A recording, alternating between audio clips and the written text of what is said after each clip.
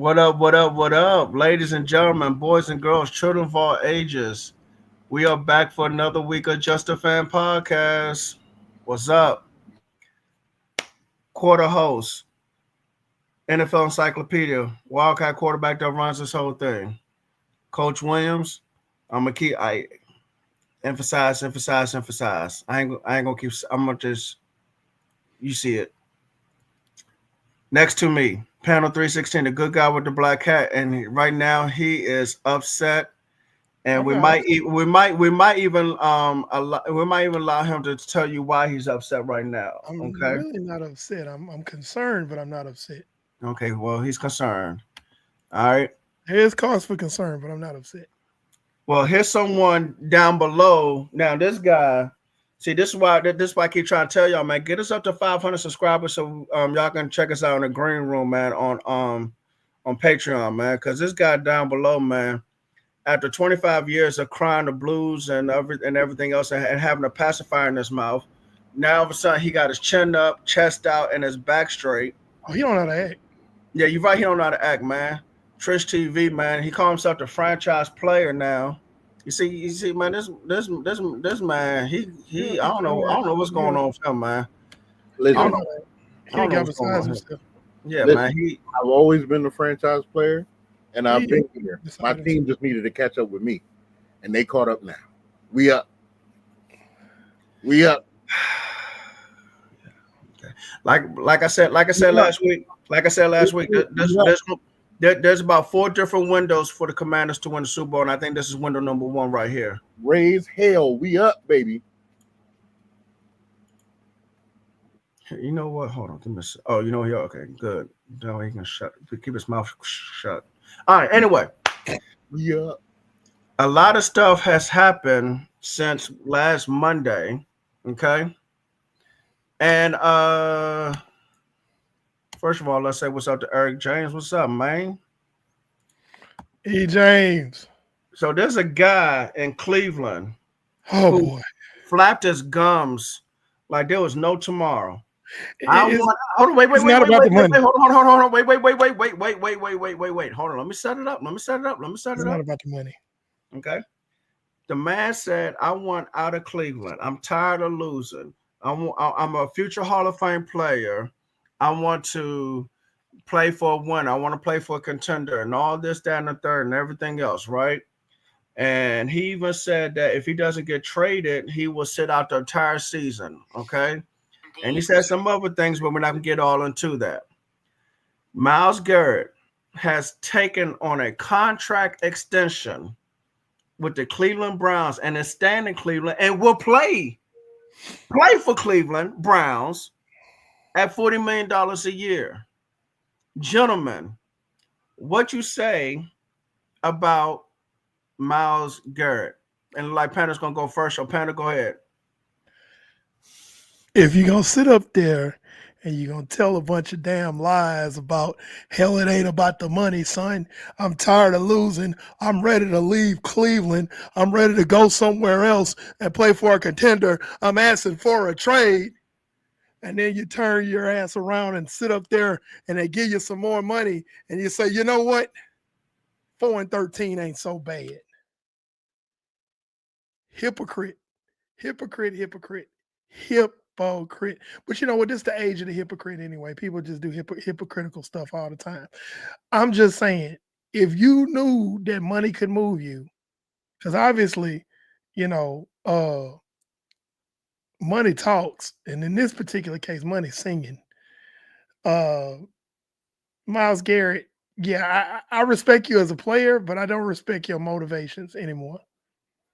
Because I was totally fine. I think all of us, especially on this show, and most of America was except for Browns fans, was totally fine with you wanting to get out of a place that is basically, how could I say, the citadel for football ineptitude.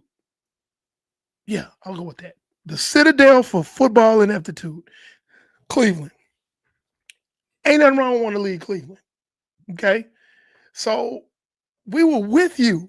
What's that meme of Tyra Banks? We were rooting for you. We were all rooting for you. It's like, we understand why you want to leave, bro. But then you turn around, hey, here's some more money, Miles.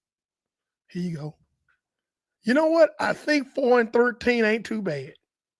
5-12 ain't too bad. Yeah, I can still make the Pro Bowl. I can still go all pro. I've been doing it in the past. I just ain't gonna win nothing.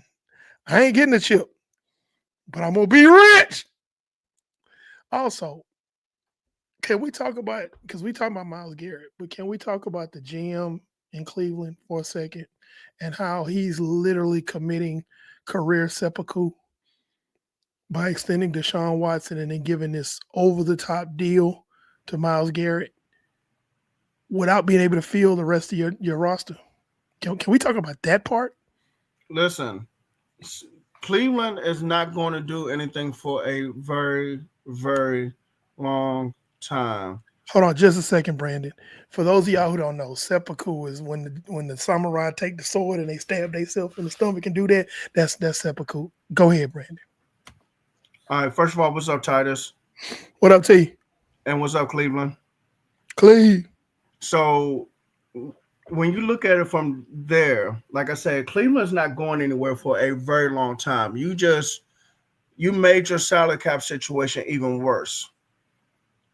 Deshaun Watson had a fully guaranteed contract. You keep swiping the Cleveland Browns Express credit card. What is in your wallet and what's in their wallet? Somebody need to take that credit card. They need to cut it up, put it in a shredder, burn it, whatever, because they're making the worst decisions possible. They, like you said, Eric, they're not going to be able to fill that roster up because of what they're doing. And so they're going to be at the bottom of the barrel for a long time. I expect them to be drafting in the top 3 over the next few years for a very long time. Good luck. You guys don't draft well. It's obvious, and it shows. You're going to end up losing more players over time, and you're going to have to start all over. Eventually, you're going to end up with a new GM and another new head coach, like you've been doing since 1999. And that is what? I don't know how many years that is, but 26 years, 26 years. So I don't expect Cleveland to do anything until maybe 2030. Maybe. T? All right. I'm going to preface this by saying one. I ain't got no problem with people getting their money. I'm all about getting the bag, okay? It's a violent game. You never know when that one play is your last play. I'm all about getting as much money as you can for what you do. Here's my problem with Myles Garrett in this situation. Bro, you went on a press tour like you were debuting a movie, talking about you want to play for a contender, you want to play for a championship. You did all of that, which made everybody, and of course, you know, Myles Garrett don't have to care about what other franchises are doing, but you put everybody in a kind of handicap because everybody was trying to figure out what would the cost be to get your services, because you're one of the top 5, maybe top 3 defensive players in the league currently. So you did all that, and then we're talking about championship. We're talking about championship. We're talking about wanting to win. You put in your time in Cleveland. You did all that you had to do. You don't know what to do in the quarterback position. You don't know anything. This is what you were talking about. And then all of a sudden, they basically threw you a blank check, and like Eric said, hey, 4-13 ain't bad. 5-12 not bad, because as long as the check's clear, it's all well and good, and that's cool. Again, I ain't got no problem with you getting the bag, but you do realize if you show any kind of frustration, because here's the thing, not only did you sign the contract to play multiple years to have that money, you have a no trade clause. So we don't want to hear no complaints out of you, bro.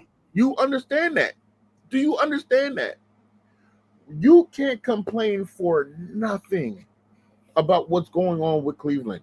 Now, I don't mean to cut you off, Tristan, but to be fair, just for a second, he has a no trade clause in his contract that he has control over. So, should he decide to leave, that protects him from getting traded to somewhere just as booty as Cleveland.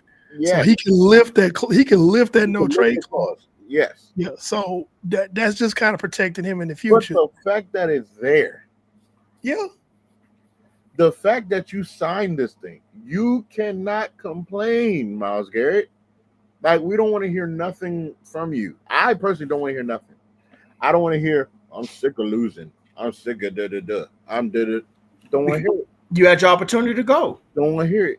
Because it literally, the NFL was your oasis. You could have gone anywhere. You could have said, I want to go, I want to come to you. It's facts. The owner would have moved heaven and earth to get you. It didn't matter what the cost would have been outside of a franchise quarterback. It wouldn't have mattered to them if they were like, we're going to be able to lock in Myles Garrett and who's still in his prime. So, and then as far as Cleveland's concerned, like you guys said, I don't know what the quarterback position is going to be. A lot of people are saying that it could be Kirk Cousins. I don't know what they're going to do. What I will say, because I know we're going to dive into this quarterback carousel, what I will say is that it does make the draft a lot interesting because of where these quarterbacks got plugged in. It does make the draft interesting. And the Cleveland Browns could fool around and get one of these quarterbacks in this draft that they probably didn't think they were going to be able to get. So it's a lot of moving parts, it's a lot of moving pieces. We're going to see what happens. More than likely, Deshaun Watson's not going to play because he re-injured the Achilles. So it's going to be a new starter week 1 in Cleveland. We just don't know who it is yet. Because Cleveland does pick number 2 overall. Now, I thought Tennessee, who picks number 1 overall. It's all about what Tennessee does. All about what Tennessee does. You're right. It all depends on what Tennessee does, because Tennessee, I really thought that they were going to get a veteran quarterback themselves to compete with Will Levis to be a starter.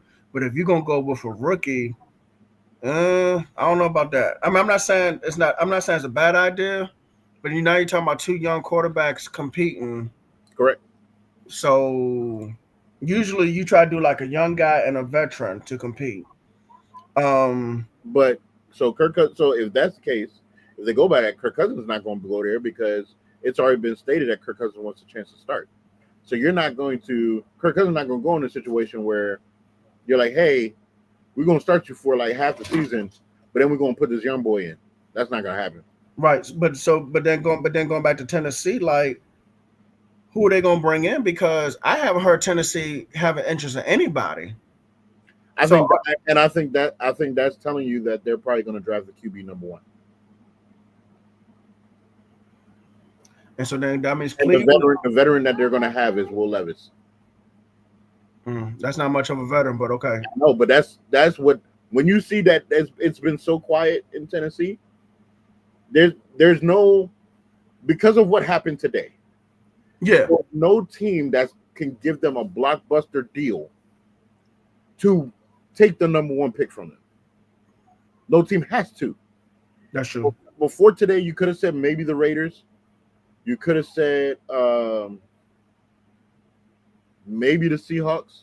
Yeah, but Seahawks, that would have been a huge jump for Seattle because they would have to jump all the way from 18. But that's what I'm saying. But the desperation of it would have That's why I said it would have been desperate. Yeah, The exactly. only other team I could think of that will possibly do that is the Giants, and I really can't see them doing that because they don't even have the assets to do it because their roster is so depleted. So unless Special offense.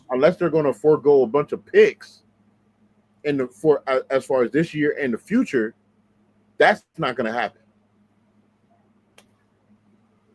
Well, since we're on it, I mean, let's talk about this quarterback carousel because Geno Smith got traded from Seattle to the Raiders, who picked 6 overall. So you figure with them, they probably not going to check. They're just like, hey, you know what? We don't think a quarterback's going to fall that we want. They're giving him an extension. You're muted, Eric. You got Sam Darnold that went to the Seahawks, and Seahawks, like I said, they picked 18, so they definitely know. Wait, hold on. They definitely know quarterback's not going to fall. And then the Jets taking Justin Fields. Let's hear Eric take real quick because I think. Go ahead. I'm sorry. Because Sam Darnold is going to Seattle, and the Seattle Seahawks have traded Geno Smith to the Raiders, does this mean that they wrote him off? Shut up. Yes. I don't think he has any pen and paper to write back either. I'm just saying. Yeah. Yeah, he need a right back after he feels how this Raiders season going, Bo. He need a right back. Please take me back. I like to go from being garbage to back to being mediocre in Seattle. Please, thank you. It's gonna be rough for him because I mean, yeah, you got the tight end, but it's gonna be a young roster for the Raiders. It is. It's gonna be. You know, that's a crazy thing about it because Pete Carroll took this job at his age, and even though it's a 4-year contract, he can get out. You can get out of it after 3 years. It's a young roster. He can fool around, have a stroke, fool around with that. What I will say is this: if I had to trust a coach that can turn it, there's only a couple of them. Jim Harbaugh is one. Pete Carroll is another one. Like him or hate him, Pete Carroll knows how to flip a program. He does. No, you're right. So if I had to trust a coach to do it, it'd be Pete Carroll for sure. Yeah, but you're asking for a lot, and now that means, in my opinion, they got to hit on draft picks because you got to hit on draft picks because you're asking for a lot. Like you said, it's a young roster. They're going to have to hit on almost all their picks, all of their draft picks, and really, Geno Smith is going to have to completely overachieve. When was the last time we've seen that with a draft? I think the Kansas City Chiefs from a few years ago that had that rookie defense. Majority of the defense was rookies. That real young defense. You saw like a haul like that where all their young players were key cogs in their success. That was about 3 years ago. I'm sorry. Go ahead. I'd like to interject, if I may, about that. I think Geno Smith is a placeholder. Oh, absolutely. Of course he is. Because and here's why. You traded and brought in a quarterback who has never won a playoff game and has been in the league for 10 years. They just want to be able to compete. Yeah. And I don't even think it's competing, Tristan. I think it's just not sucking. Well, yeah. Let's be honest. The Raiders suck, and they have sucked for a long time. And they're going to continue to suck. Yeah, and the last time they were even remotely relevant, Derek Carr, dare I say, was their starting quarterback. Okay, so bringing in Geno Smith is not moving the needle. No. It's just keeping them from completely being in the toilet.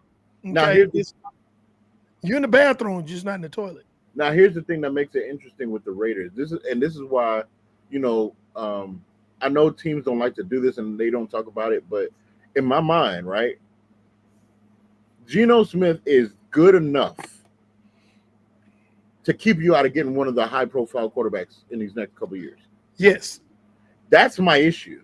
Yes. Like, why would you do that when you know what's coming down the pipe?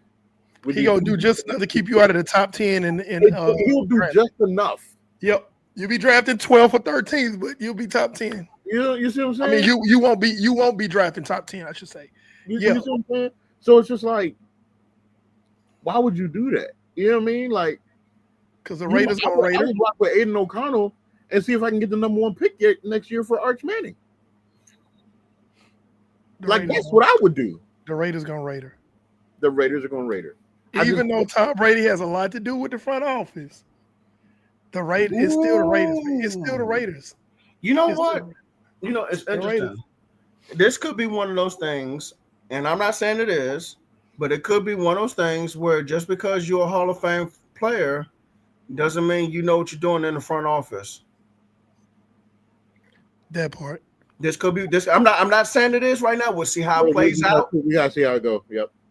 But this could be one of those Time- things. Time will tell. Definitely. Time will definitely tell. But you know, Sam, and then Justin Fields is in John New York, Elway, for example. huh? John Elway, for example. Yeah.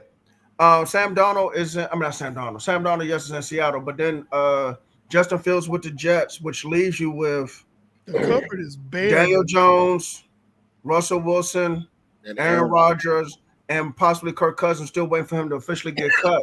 But I mean, that's the pick of the litter for quarterbacks, for veteran quarterbacks. Let's stop for a second. Go back and read those names.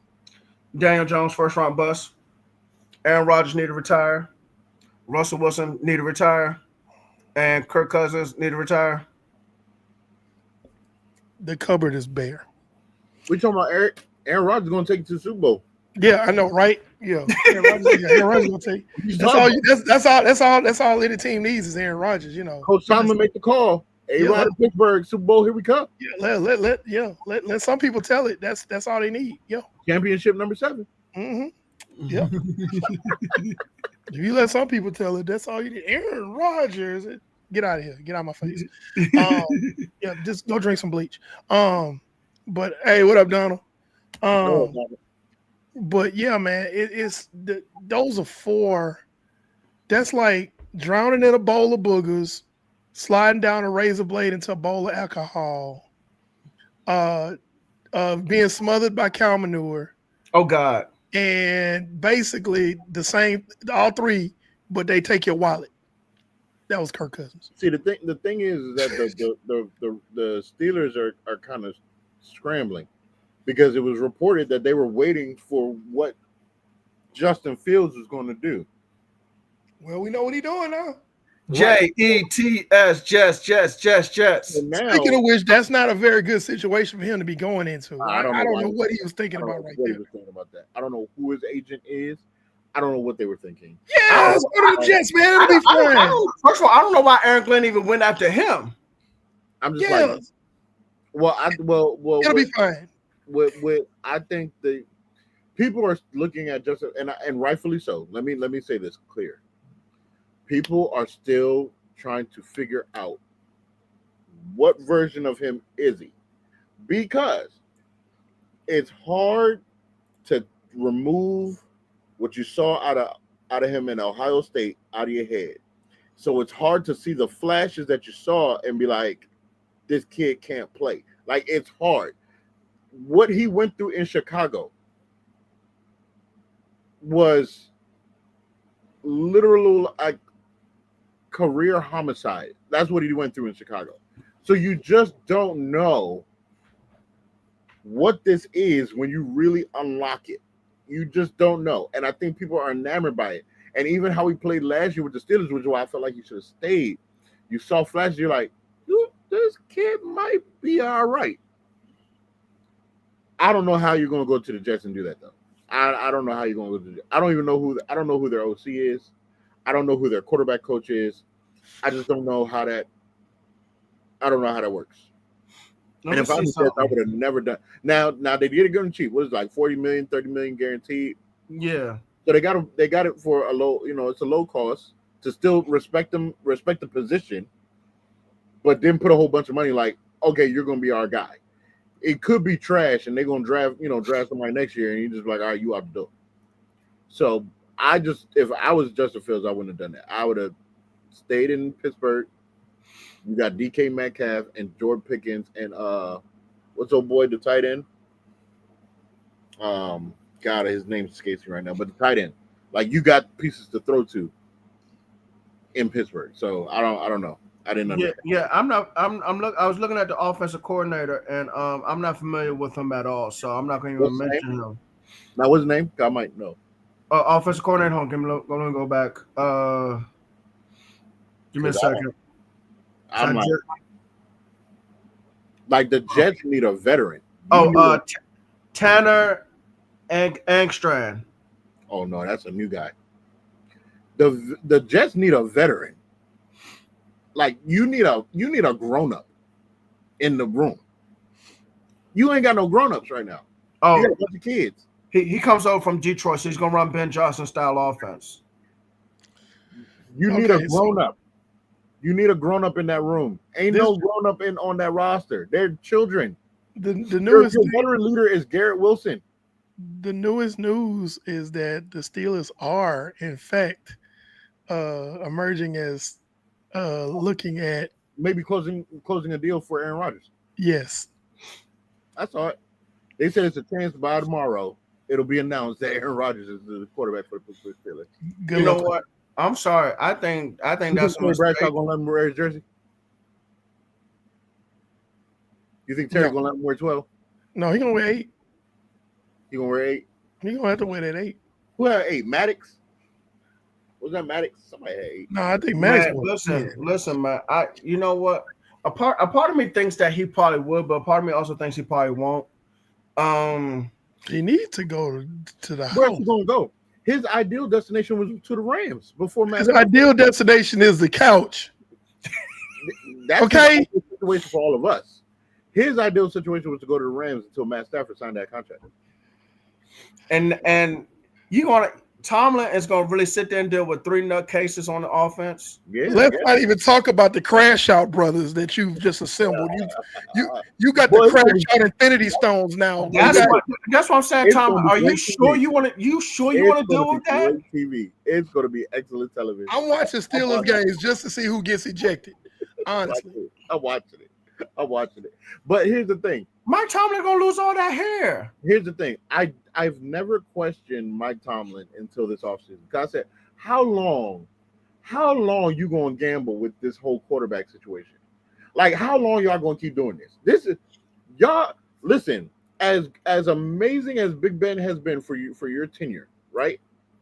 We knew about 3 years before Ben hung it up that it was about that time. Like you saw the decline. Y'all had time to prepare for post-Ben era. Just like New Orleans did. You had time. So how long are you going to play?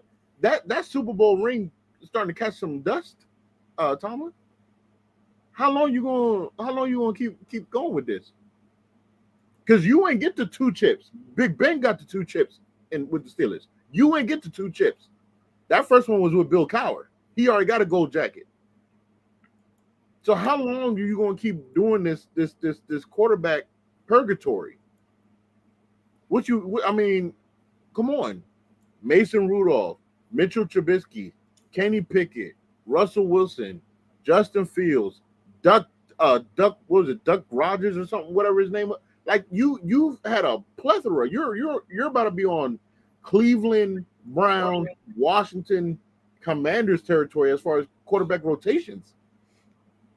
At some point, you have to make a hard investment on that position. You really do. Why? Because you got Joe Burrow, Lamar Jackson in your division by itself. And then a Myles Garrett that hunts your guy for the Browns. Mm-hmm. So your division alone is going to give you fits.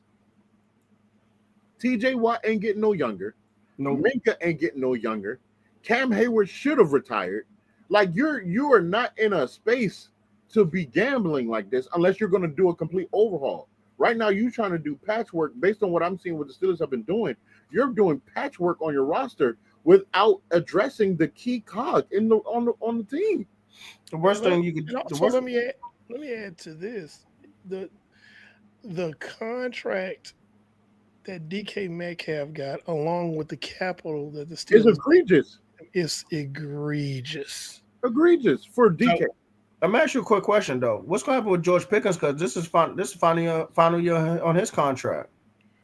Well, I'm thinking they might be willing to let him go because of his antics. They probably want to see what he's going to be this season, and then be willing to let him walk. But again, you're leaving the cupboard bare, and you ain't got no quarterback that can bandage that. Like, that's the issue. And to answer your question, Brandon, I think whoever commits the least amount of crash outs during the season is going to remain out of DK Metcalf Oh, and it's gonna Jordan. be great television. It's going to make for good TV. Hey, these I corners. don't know about wins, but it's going to make for great TV. I mean, what are you going to do? All right, well, we got these quarterbacks, man, and I tell you what though, there was a quarterback. What up, Terrell? We got a quarterback who got paid big time up there in upstate New York, where it snows quite a bit. Josh The only Allen, football team in New York. huh? It's the only football team in New York. The other two play in New Jersey. Yeah, they do, but they still call themselves in New York, whatever. But the Buffalo Bills have given Josh Allen a new, well, they've really only extended 2 years, but they gave him a new contract extension. So now he's available for, well, supposed to be available for 6 years, and I think he's getting paid $55 million a year. Mm-hmm. Who's this? Josh Allen. Yes. MVP Josh Allen. Yeah, 55 a year. This will allow the Bills to redo the roster while keeping their key piece. This is what you're supposed to do, Steelers. This is what you do. You land a franchise QB. Oh no, not even the Steelers. This is what you're supposed to do if you're the Bengals. When you got a franchise quarterback, you give him his money and you elongate that thing so you could build the roster around him. This gives them the opportunity now. One, Josh Allen will retire a bill, which we already knew that was going to happen anyway. Yep. Josh Allen retires a bill.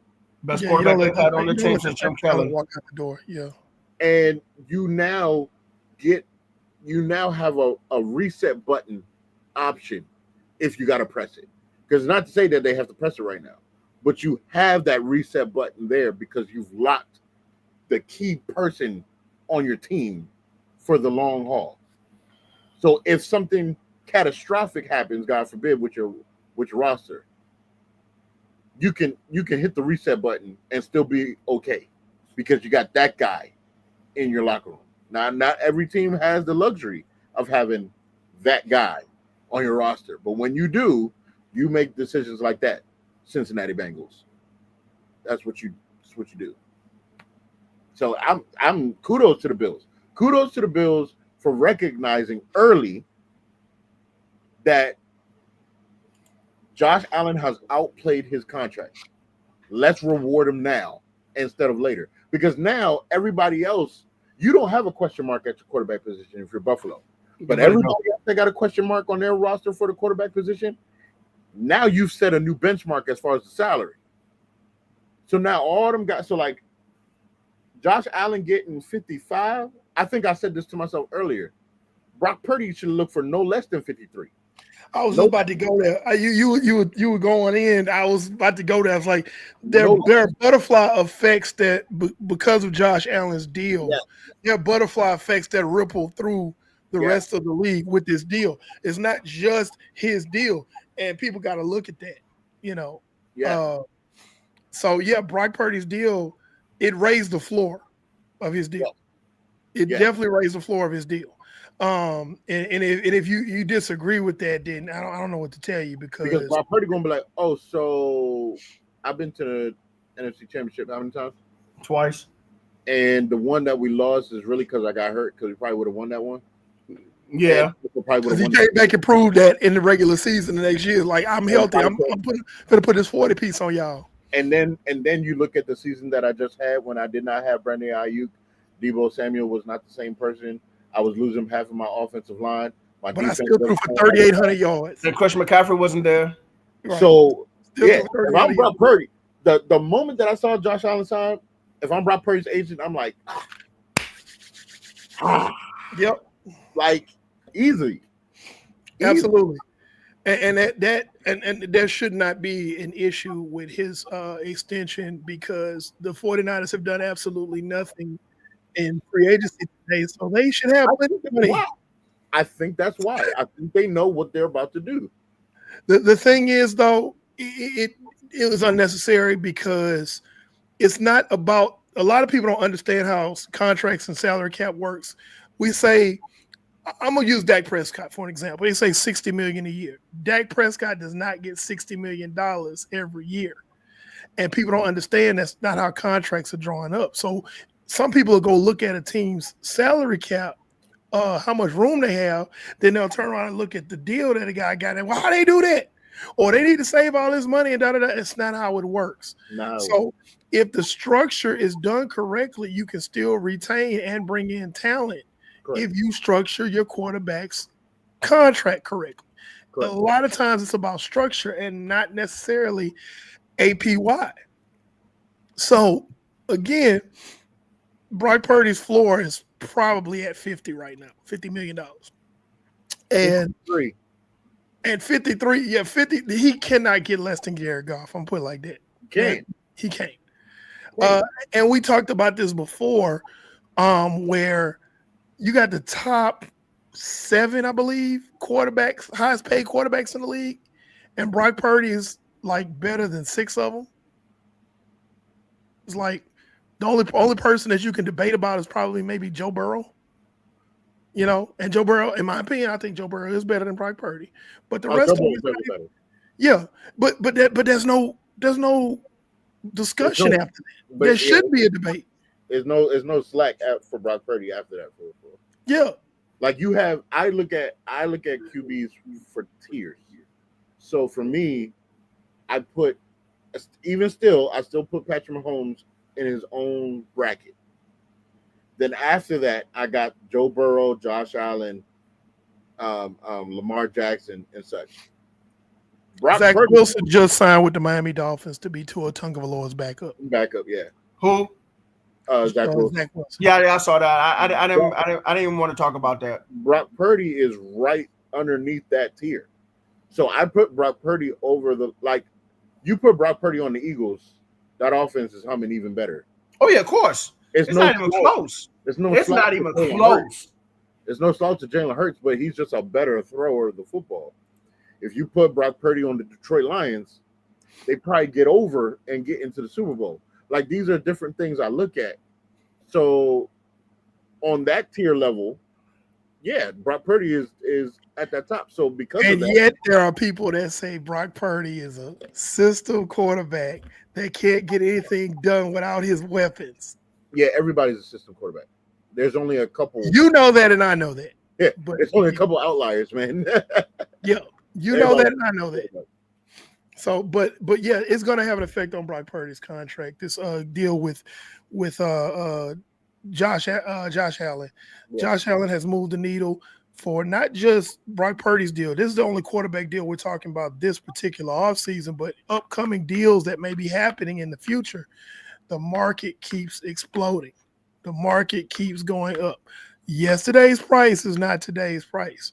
So you have to look at that, and you got people talking about, well, I wouldn't give Brock Purdy nothing but $35 million. That's a slap in the face. Get out of my face. That really is a slap in the face. Well, I wouldn't give him nothing more than 40. That is another slap in the face. Daniel Jones was doing 40 with the Giants. So what are we talking about? Thank you. So that's the issue. Is like people don't understand, 1, the market, 2, how salary cap works or how contracts work. And, they'll get into heated debates with you and not know all the facts. And it's like, dude, you that's not how this works. It's like, well, he don't deserve it. Yeah, the market says he does. Well, what Josh Allen, what that's got to do with Brock Purdy's contract? Josh Allen was the MVP this year. I understand that. But Josh Allen has never set foot on the grass of a Super Bowl, win or lose. And that's something that you have to look at. And that's an arguing point that any agent will go for. Any good agent worth his salt is going to be like, hey, man, my guy got you to the Super Bowl. You lost it. And it wasn't his fault. You lost it. I can understand if he went out there and threw 2-3 interceptions like Patrick Mahomes did, but he didn't lose that game. the defense lost it, especially when Dre Greenlaw ruptured his Achilles before the second half. So, people can say what they want about Brock Purdy, but usually those people are not in the know and they're not very knowledgeable. Let's move on.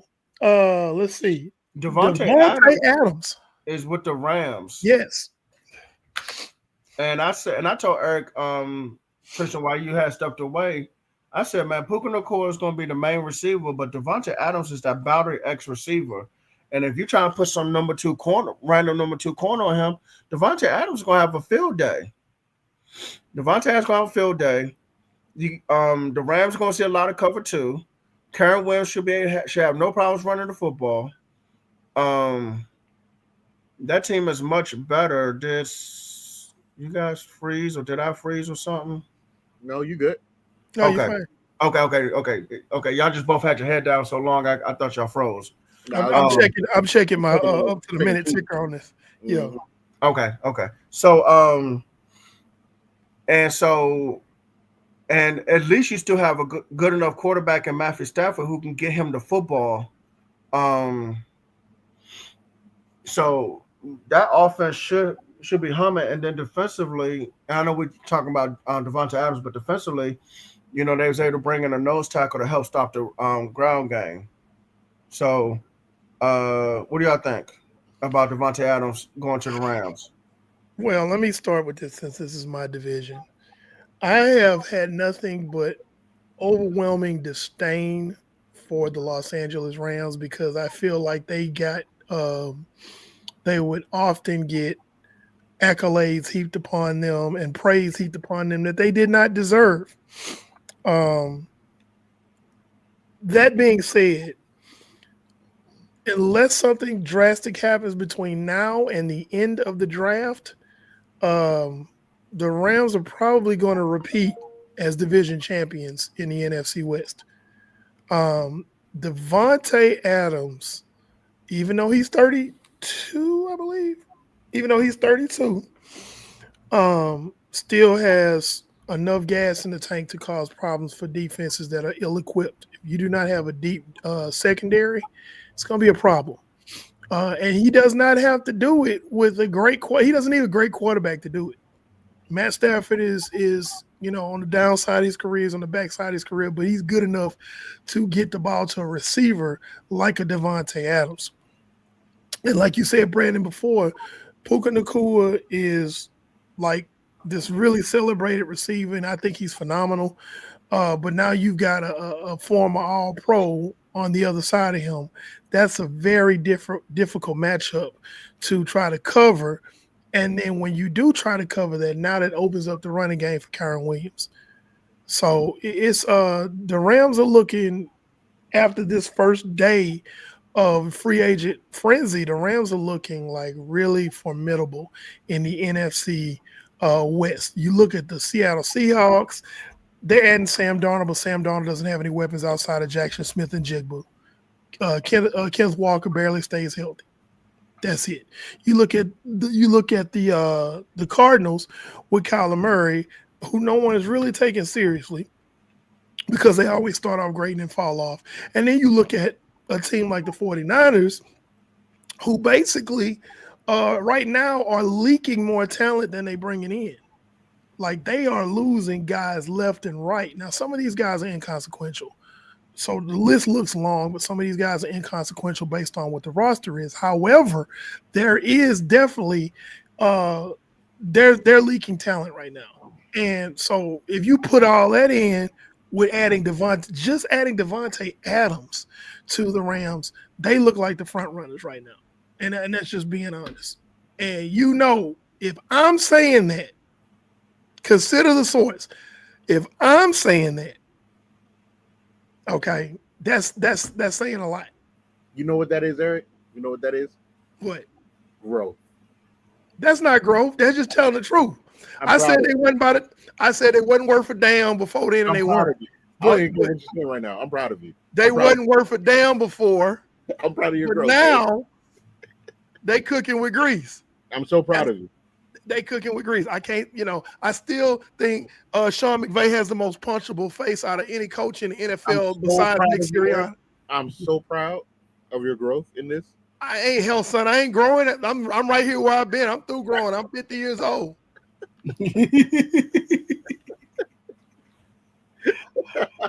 Only thing might grow out might be my belly when I drink more beer. But other than that, that's all it's gonna be. I just want you to know that I am proud of you. I see you. And but no, honestly, I still hate the Rams. Good job, good job, old grasshopper. In all seriousness, Devontae Adams going to the Rams definitely is a sleeper move for sure.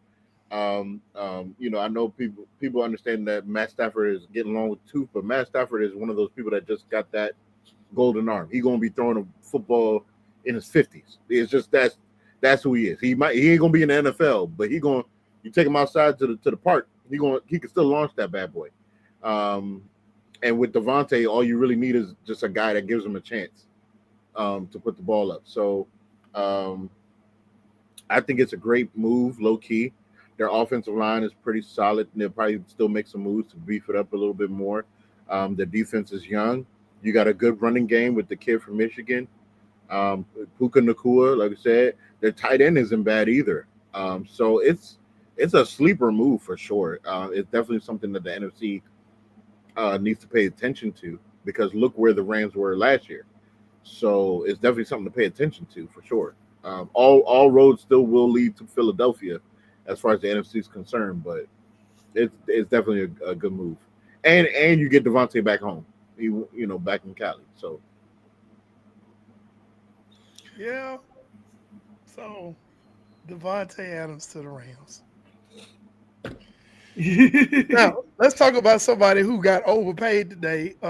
He getting paid to take plays off and eat beignets on a team that basically is kind of strapped for cash. Chase Young was awarded a $51 million contract today by the New Orleans Saints. What the hell, who that nation? You already brought Derek Carr back, which you didn't want. And I said this before. The only reason why Saints fans ain't riding right now and looking for Mickey Loomis was because, like earlier last week, was Mardi Gras. They was partying. The party's over right now. Okay? Mickey Loomis, if I was you, I'd be hiding. I just don't understand what the Saints are doing. Yeah, like it's like Mickey Loomis is in the office. Like, I don't like change. I don't like change. A former number 2 overall pick who's on his 4th team. If Drew Brees didn't retire, he probably still find ways to sign Drew Brees to this day. Like, you don't like change. You just don't want to. Listen, man. The Super Bowl window is gone. Peel the Band-Aid off, or peel the scab off from that terrible pass interference call that should have been called that would have put you on the Super Bowl against the Rams. Peel that scab off and heal and move forward. Come on, man. You're what are we doing? Start over. Derek Carr should be a free agent. Chase Young should not have been Start extended. over. Take the money that you get by not resigning these guys and figure it out. The fans are going to give you the time because they see it. We're watching the product. You're not anywhere close. The Panthers are going to be better. The Bucks are going to be better. The Falcons are going to be better. You're going to be at the bottom. You're going to be at the bottom. Bryce Young finally looked like the number 1 pick. It started coming along. They're only going to get better. Yes. The Buccaneers understand the ceiling with Baker Mayfield. They're probably going to stand pat right where they are. Atlanta Falcons got to upgrade at quarterback with Michael Penix now being the starter. Yep. They're only going to get better because they literally only have to focus on the defense side of the ball to improve. They got everything they need in offense. So you're going to be at the bottom of the barrel. Alvin Kamara, long in the tooth. DeMario, long in the tooth. Cam Jordan, long in the tooth. Tyrann Mathieu, long in the tooth. Chris Olave can't stay healthy. Don't even know how long his career going to go. God bless him. Don't even know how long his career is going to go with the concussions. Derek Carr's declining. You gave us Marshawn Lattimore. Like That's you don't, that's an understatement. That's an understatement, Derek. Paulson and Debo's in New York, and like you said, Chase Young is back, who's a former number 2 overall pick, So who's you on his 4th team. He hasn't done anything in the league. so you're here, like like he literally got defensive rookie of the year by default because there was literally no one else. Like you're here, and you just refusing. You keep trying to put this together and saying this is going to get better, this is going to get better, this is going to get better. Give Kellen Moore a blank canvas. Thank you. And let him do what he needs to do to give you a winning product. Because what you've done since Sean Payton and Drew Brees has not worked. And here's the thing: you just paid Mickey Loomis is just he's baffling.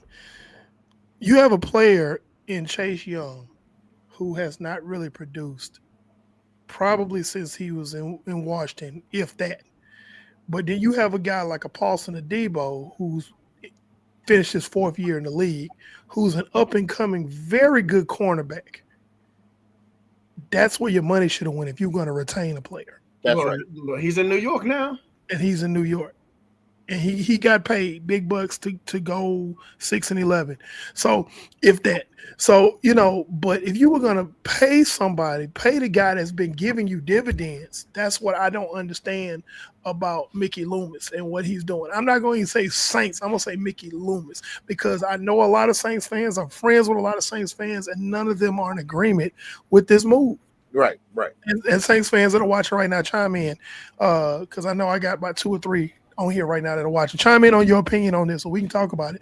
But Paulson Adebo was the guy you should have kept and not retained someone who basically He's a bust, 1st-round bust. He's a bust. That's what he is. He's a 1st-round bust. Yes. And it's like, come on, man. What are you doing? You know? And I'm going to be fair. I was more preferential to Paulson Adebo because I scouted him when I first started on the podcast, and he was one of my favorites going into that draft. I remember. Yep.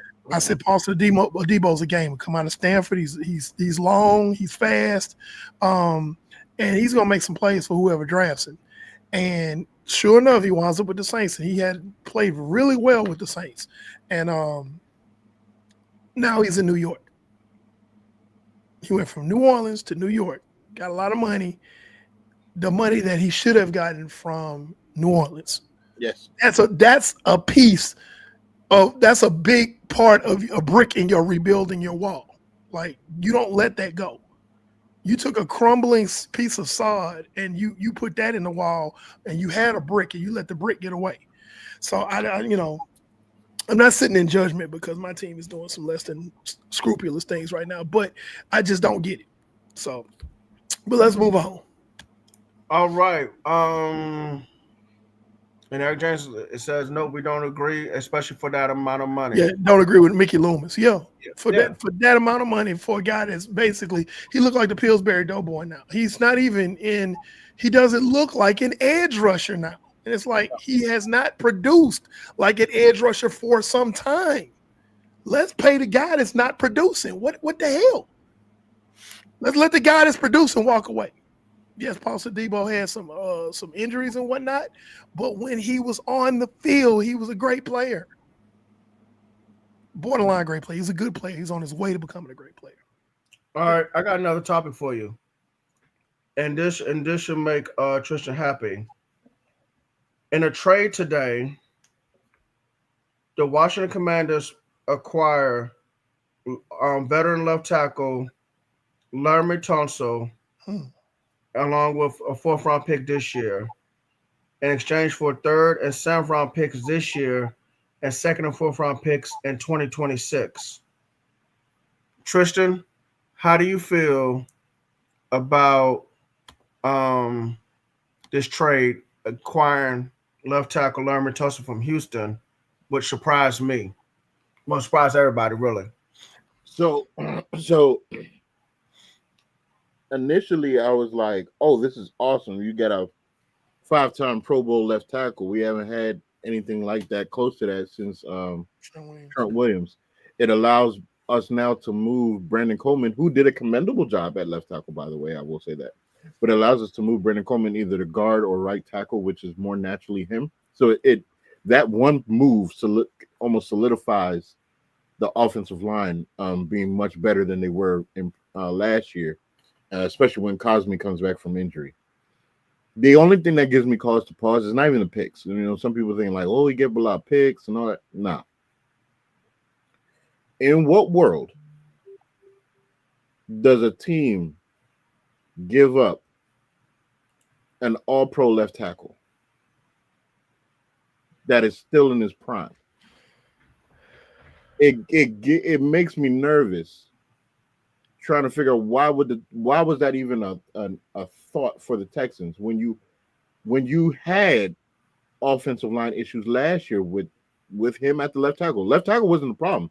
Your interior was. But what would have caused you to trade him knowing that you had offensive line issues? It's the only thing that gives me pause. And I'm hoping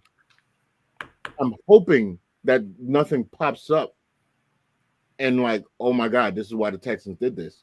I'm hoping they just had a moment, a lapse in. I don't know. But that's the only thing I'm nervous about it. The only thing I can think of that would make sense for why Houston would do something like that is they picked up a lot of draft picks with that move and a couple of other moves.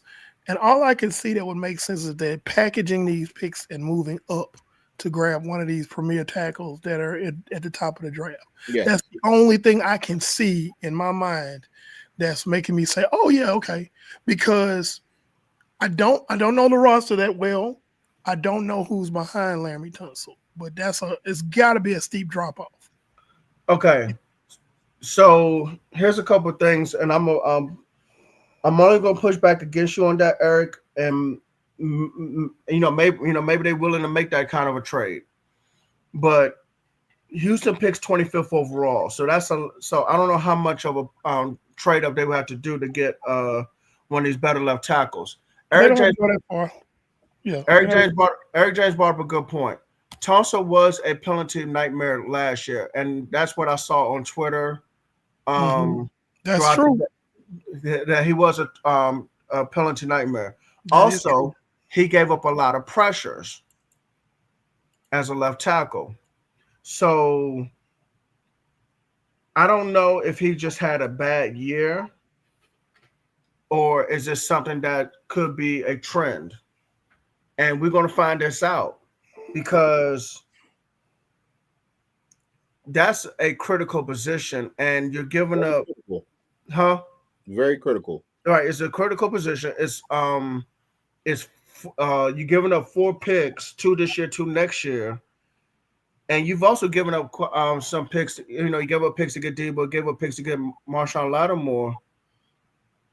So you're banking on trying to win a Super Bowl almost immediately before you get ready to give Jaden Daniels that new contract extension.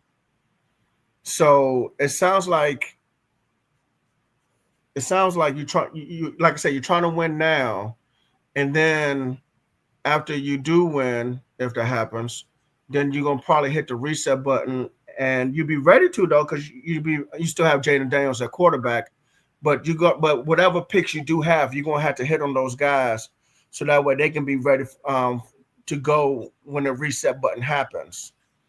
I'm confident in the front office for Washington to make the correct decisions. I understand that, but I'm just saying it's going to have to happen. Yeah, I'm confident. I'm confident with that. I don't want the trade because of the picks we gave up.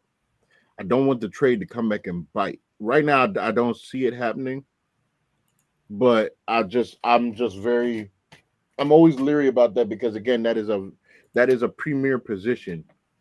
I mean, we say it outside of quarterback and pass rusher, like left tackle is the next thing. Yeah. So it's hard for me to find the logic in it for the Texans. Now, like I said, if they just had a moment or whatever they want to do, hey, I'm all for it because, like I said, it gives us a chance to solidify that offensive line even better. I think Adam Peters wants to build through the draft. That's why I think he wasn't really worried about these picks. I think he accumulated the picks he did last year to be able to make these kind of moves that he made now by getting Tunsil. Still got to address pass rush. But we can address that in the draft or go after Trey Hendrickson. A lot of people are thinking that Holland can land for us, the safety from the Dolphins. So there's still things to be done. Oh yeah, of course, I get that. Now let me ask you a question. Sure. After a trade like this, would you still trade for Trey Henderson? Because Yeah. you kind of run out of draft picks. Even though now I'm saying this, but also you try to. It sounds like I just said you trying to win now, so maybe you do. Yeah, because I think this is a win now situation. He's bringing in a bunch of veterans that can go. You can spend this money while Jaden Daniels on his rookie contract. Yeah, Like we just played in the NFC Championship last year. right. You did. So I think that's how they're thinking. They're like, bro, let's bring these vets in that know how to play around this kid, and let's see how far we can go the next couple of years. That's an interesting point that you bring up, because if you go back and look at the NFC Championship, they had some people who didn't know football that was talking about, well, the moment is too big for Jaden Daniels. No, it wasn't. It was too big for the rest of the team. The rest of the team. So that's a good point. You bring in veterans who have playoff pedigrees to come in and play and know how to play in the playoffs, know how to handle themselves in the playoffs. Yep. When a moment doesn't get too big for them, now you have a quarterback who can shine with guys who are not going to basically, as Coach 30 would say, piss down their legs and really make a difference. So that's something to keep an eye on, this NFC East between this, and let's be honest, it's a 2-horse race.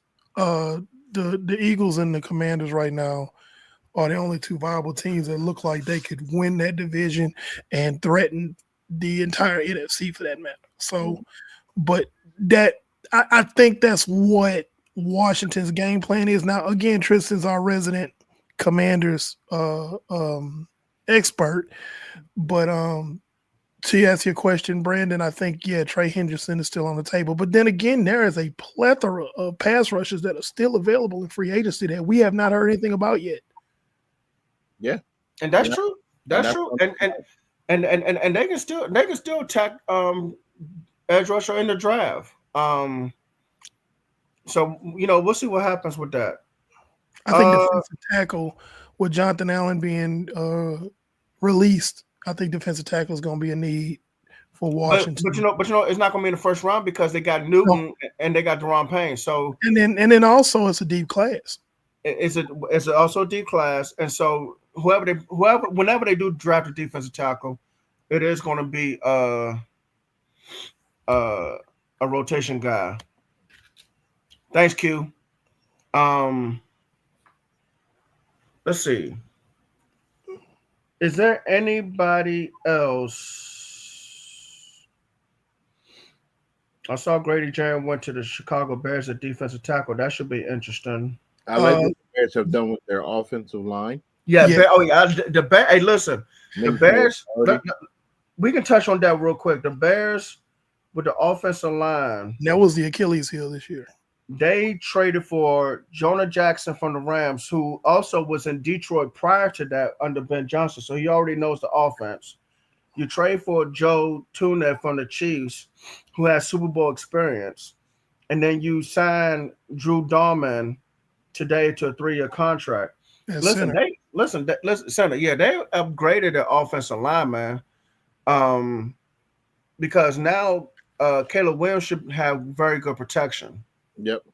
He should have very good protection. You kind of have two centers on the team because Jonah Jackson played a little center for the Rams last year.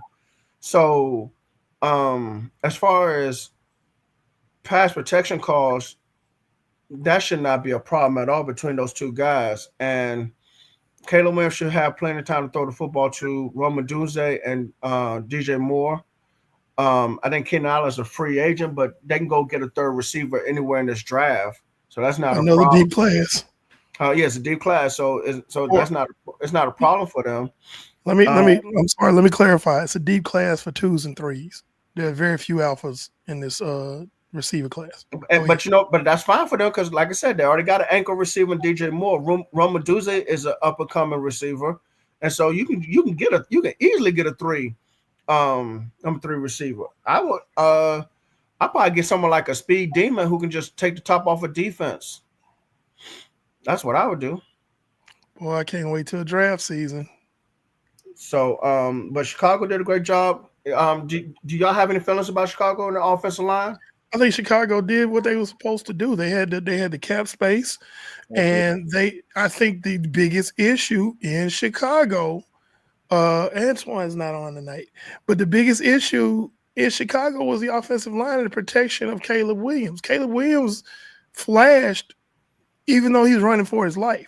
Chicago's defense was championship level. They just were on the field the whole time because the quarterback's getting sacked and they punting. Correct. So the biggest issue in Chicago was the offensive line. Of course, the coach. No, they took care of that.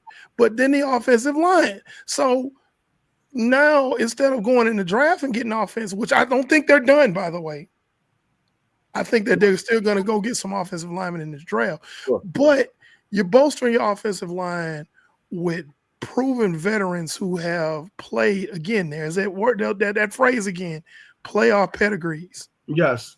And they know big moments, and those moments aren't going to be too big for those guys. And now you put them in front of your first round quarterback, and you letting your very, very, very good. I think they were like top 10 in defense. I think they were number 8 or 9 last season in defense. You got your very, very good defense flying around making plays. So and then now they're going to make more plays now because why? They're not tired. They're gonna be taking some folks 3 and out. Offense gonna go score. They're going to be fired up.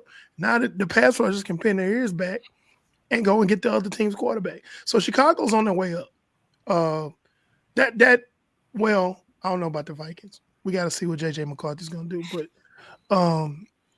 that division is very interesting. That NFC North, you might be looking at a 4-horse race. That's a possibility. Yeah. Chicago's on the come up. Yeah, they are. They definitely are. Definitely on the come up. They definitely are. The Denver Broncos have gone and bolstered their already good defense. Yes, they have. By raiding the pantry of the 49ers, Talanoa Hufanga and Dre Greenlaw have both signed with the Denver Broncos. And again, that was already good secondary. Run support. Say again. Run support. What did you say, T? I was saying whose defense was already good. That's what I said. That was already good defense. Now, the issue is going to be how good is Hufanga going to be after the ACL? How good is Dre Greenlaw going to be after the Achilles? He only played 34 snaps last season, which they were spectacular.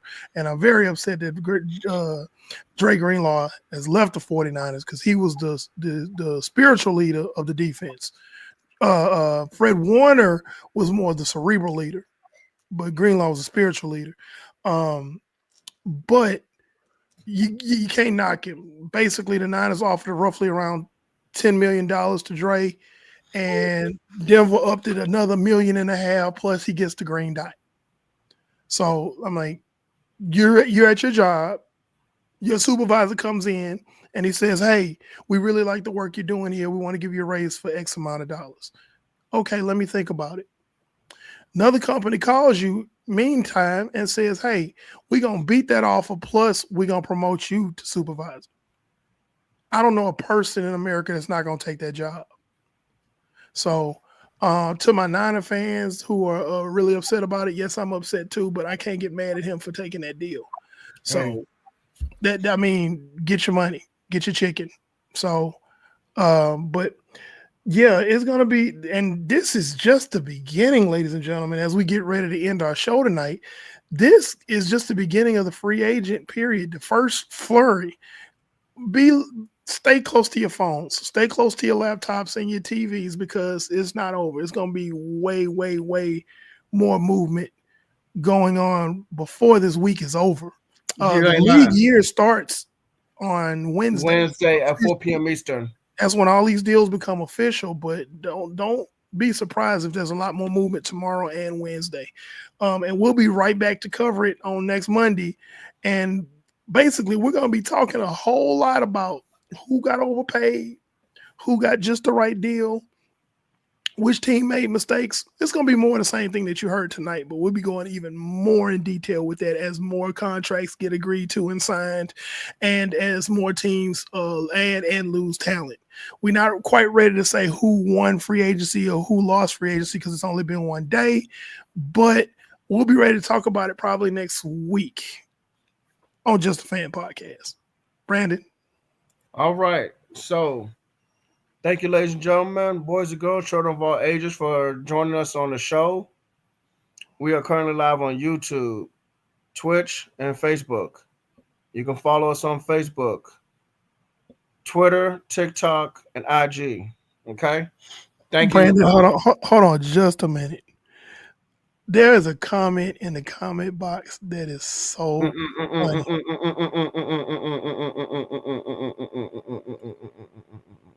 The one about Myles Garrett. That's funny. We're not doing that. We're not doing that. No, that's funny. Yeah, I guess we're gonna need a Patreon. Yeah, I know.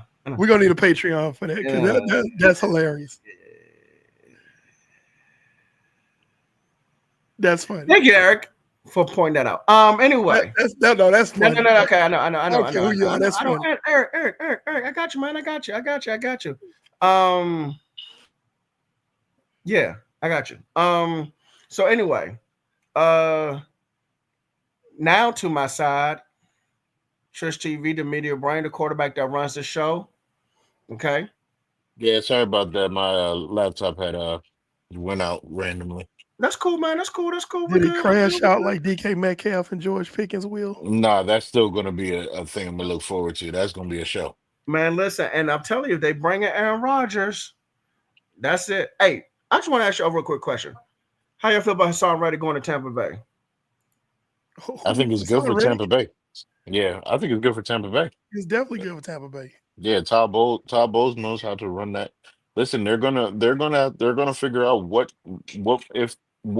if there's any more that they can get out of Baker Mayfield in these next couple seasons, and then they'll take it from there. But they'll give themselves a chance to always be competitive until they figure out what's the next move.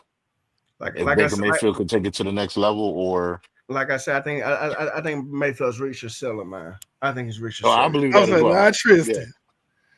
No. I believe Baker's reached his ceiling. You can always look at certain players and you're like, that's the best you're going to get out of them. Like last year, that's the best you're going to get from Baker. That's it. Now he might be able to duplicate it, but that's the best you're going to get. And so you need a player on the team that can take it over the top for your QB. All right.